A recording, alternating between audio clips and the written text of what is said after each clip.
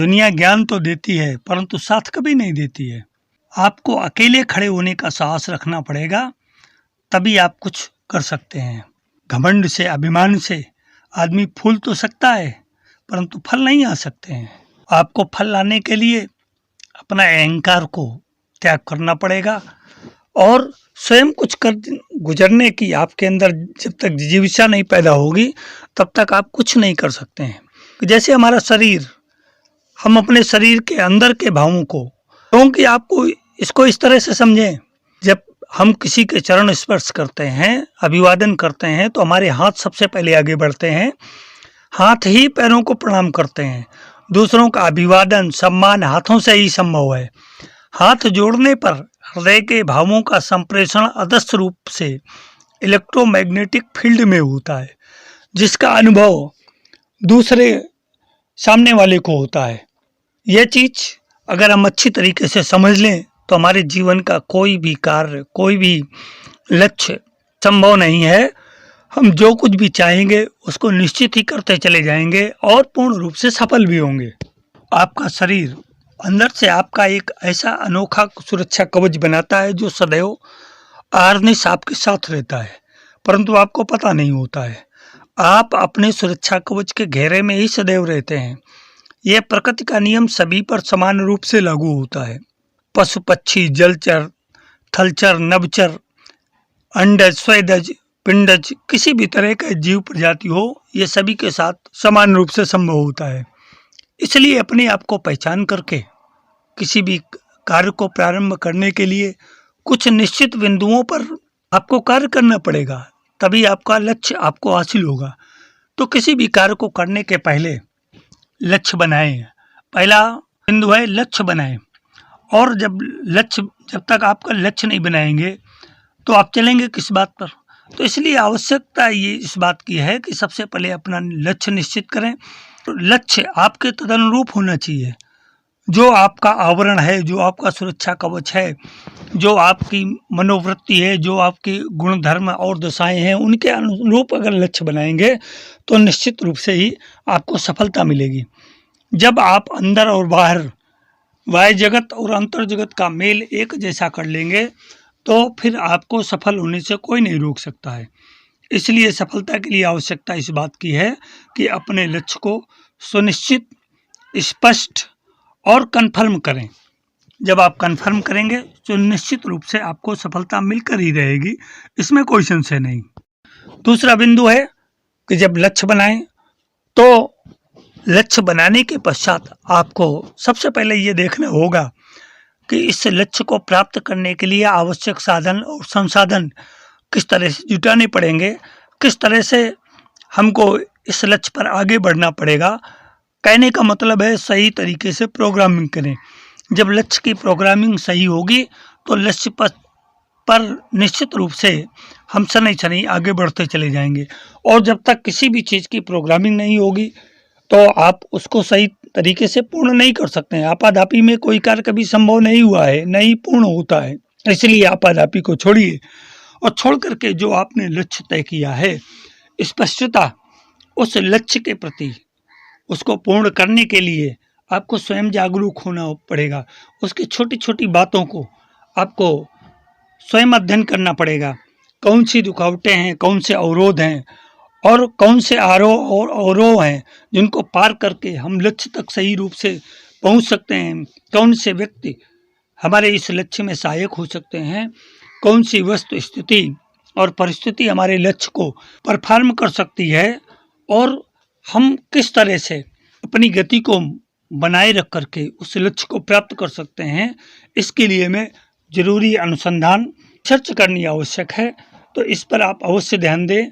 लक्ष्य की प्राप्ति का ये दूसरा सर्वाधिक महत्वपूर्ण बिंदु है। तीसरा बिंदु है कि इसके लिए प्लान तैयार करें। देखिए, किसी भी रास्ते पर बढ़ने के लिए हमें सबसे पहले तय करना होता है कि हमें किस रास्ते पर जाना है, और रास्ते पर जाना है तो जाने के लिए हमें कौन से साधन की जरूरत पड़ेगी और उन साधनों का हमें प्रयोग कैसे करना है। जब तक किसी भी साधन, संसाधन, वस्तु, परिस्थिति का प्रयोग करने की हमारे अंदर योग्यता नहीं होगी, तब तक हम अपने लक्ष्य को प्राप्त करने के लिए कदम कैसे आगे बढ़ाएंगे। कदम तो बढ़ गए परंतु अगला कदम कैसे आगे बढ़ाएंगे? तो कोई भी लक्ष्य हो, कोई भी उद्योग हो, कोई भी कार्य हो, कोई भी गति हो, कोई भी प्लान हो, तो उस प्लान के लिए एक सही आवश्यक रूपरेखा आवश्यक होती है। और ये रूपरेखा जब तक तैयार नहीं होगी, ऑन पेपर, ऑन फील्ड आप इसको जब तक अप्लाई नहीं करेंगे, तब तक आपको सफलता को मिलेगी तो, परंतु जो आप चाहते हैं उससे आप कोसों दूर रहेंगे। इसलिए किसी भी सफलता को प्राप्त करने के लिए प्लान आवश्यक है। और जब प्लान बनकर तैयार हो जाएगा तो उस प्लान के हिसाब से आप धीरे धीरे अपनी सफलता को प्राप्त करने के लिए मनोवेग पूर्वक आप उस कार्य की गति के साथ आगे बढ़ते चले जाएंगे। जब इतना सब कुछ कर लिया, आपने लक्ष्य बनाया, दूसरा बिंदु था सही और जरूरी आवश्यक अनुसंधान और रिसर्च जो थी वो भी आपने कर लिया, प्लान भी आपने तैयार कर लिया। तो अब इतनी सारी चीज़ों को जब आपने संग्रहित कर लिया तो उसको फील्ड में अप्लाई करिए, अर्थात अपने लक्ष्य की प्राप्ति के लिए अपना श्री गणेश करिए, प्रारंभ कर दीजिए, उसको फील्ड में अप्लाई कर दीजिए और उस प्लान पर कार्य करना प्रारंभ कर दीजिए। जब तक आप किसी भी कार्य पर, किसी भी लक्ष्य पर काम करना प्रारंभ नहीं करेंगे, तब तक आपको उस लक्ष्य के विषय में और अधिक जानकारी नहीं होगी।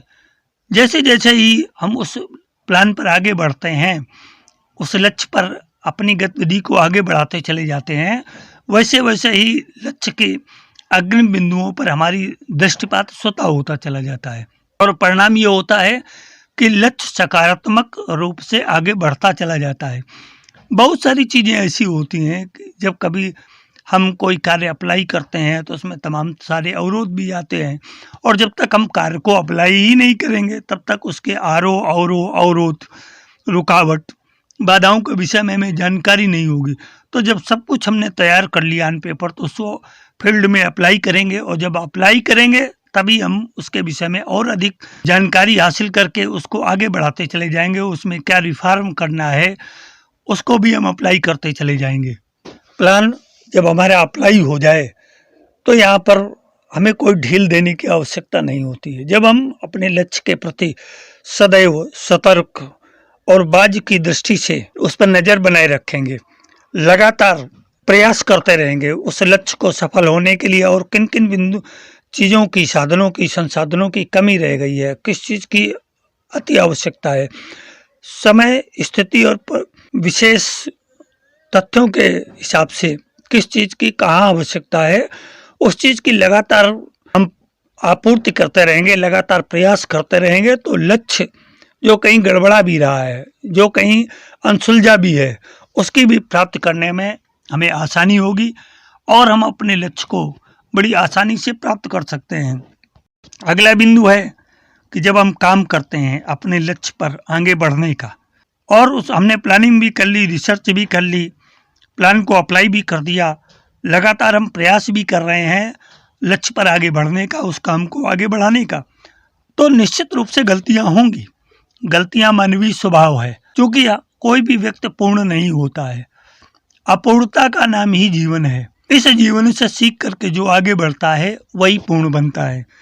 तो हमारी कार्य में, हमारे लक्ष्य में, हमारी प्रगति में कहाँ कहाँ बाधा आ रही है, कौन सी गलतियाँ हमसे हो गई हैं, उन गलतियों को ट्रेस करें और ट्रेस करके उन गलतियों से सीख करके उनको सुधारने का प्रयास करें।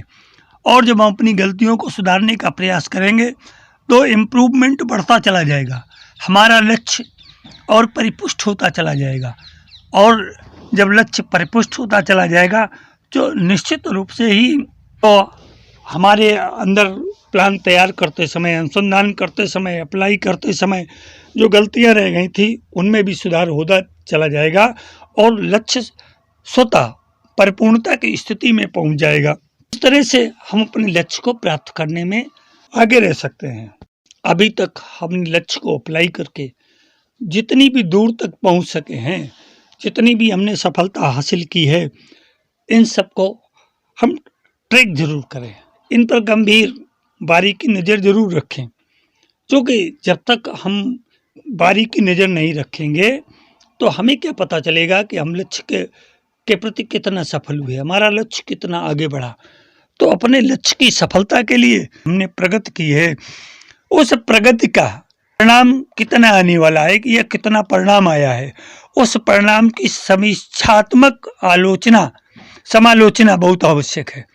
जब तक हम अपने कार्य की समालोचना नहीं करेंगे तब तक हमारी कार्य के प्रगति का हमें स्वयं में बोध नहीं होगा, और जब तक स्वयं में बोध नहीं होगा तो हम अपने लक्ष्य को परिपूर्ण रूप से अंतिम बिंदु तक कैसे पहुंचाएंगे।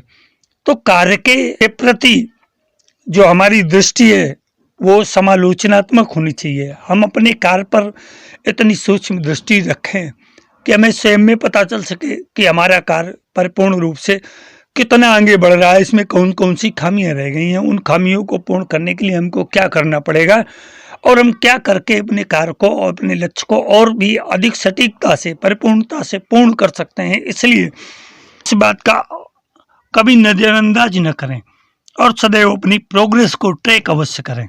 अब यहाँ जो अंतिम बिंदु है जिस पर हम बात करेंगे कि छोटी छोटी जीत जो हमको अपने लक्ष्य की प्राप्ति के मार्ग में मिलती चली जा रही हैं, उनकी खुशियां अवश्य मनाएं, उनसे प्रफुल्लता अवश्य अपने स्वयं में अनुभव करें। जब हम अपने कार्य के प्रति, अपने लक्ष्य के प्रति स्वयं प्रफुल्लित होते हैं, आनंदित होते हैं, उत्साहित होते हैं, तो हमारे कार्य की गति, हमारे कार्य की स्पष्टता, हमारे कार्य की जो परिपूर्णता है वो और अधिक स्पष्ट रूप से परिपूर्ण होती चली जाती है। तो मेरी प्यारी जिज्ञासु मित्रों, अपने लक्ष्य को, अपने कार्य को, अपनी प्रगति को कैसे पूर्ण किया जाए, इस बिंदु पर अभी हमने चर्चा की।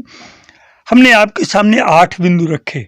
इन 8 बिंदुओं पर अगर हम पैनी नजर रखें तो निश्चित रूप से हमको सफल होने से कोई नहीं रोक सकता है। कोई भी व्यक्ति जन्म से ही पूर्ण होकर के नहीं आता, कोई भी व्यक्ति जन्म से ज्ञानी नहीं होता। हर व्यक्ति को इस संसार में आकर के ही सीखना पड़ता है और सीख करके आगे बढ़ना पड़ता है। जिन व्यक्तियों ने जितने गंभीर मनोयोग से इस बात को हृदयंगम किया वो इतना ही स्पष्ट रूप से आगे बढ़ सके। उन्होंने अपने कार्य को, अपने लक्ष्य को परिपूर्णता से पूर्ण किया। छोटे छोटे कदम बड़ी राह नाप लेते हैं। छोटी छोटी खुशियां आपके लक्ष्य में, प्रगति के मार्ग में जो उभरती हैं, उन खुशियों की प्रसन्नता लक्ष्य के वैभव तक ले जाने में समर्थ होती है। इसलिए जीवन में अपना लक्ष्य जरूर बनाएं और लक्ष्य के बीच में लक्ष्य को पूर्ण करने के लिए उस पर आवश्यक रिसर्च करें, उसका एक प्लान तैयार करें, प्लान को फील्ड में अप्लाई करें और लगातार प्रयास करते रहें। जो हमसे भूल से गलतियां होती रहती हैं उनसे सीखने का प्रयास करें, और हमने जो प्रोग्रेस की है उस प्रोग्रेस को ट्रैक करके उसकी समीक्षात्मक समालोचना अवश्य करें।